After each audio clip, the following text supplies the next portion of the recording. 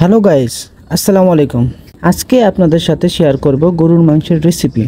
আপনারা আজকে দেখবেন প্রবাসীরা কত দ্রুতভাবে গরুর মাংস রান্না করে। আজকের ভিডিওটি বিশেষ করে আমাদের নতুন প্রবাসী ভাইদের জন্য। চলেন শুরু করি। মাংস রান্না করতে গেলে অবশ্যই কিছু মশলার প্রয়োজন আছে। গরম মশলা, তেজপাতা, লং, এলাচ এগুলো লাগবেই কম বেশি।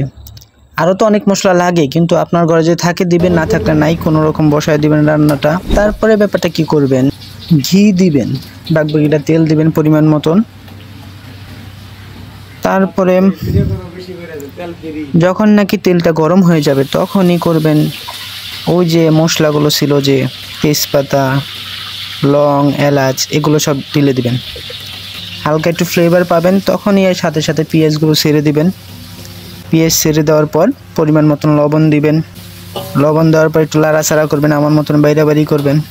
বাইরাবাড়ি করার পরে যখন নাকি একটু লালচা টাইপ হইব তখনই করবেন কি, আদা রসুন বাটা এগুলো দিয়ে দিবেন। হলুদ, মরিচ, জিরা, ধনিয়া এগুলো সব দিয়ে দিবেন।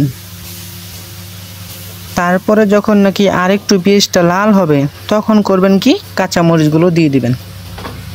আর আমার মতন যদি আপনারা ঝাল অতিরিক্ত খান তাহলে অবশ্যই শুকনা মরিচ বাটা দিবেন, তাহলে অবশ্যই ঝাল বেশি হবে।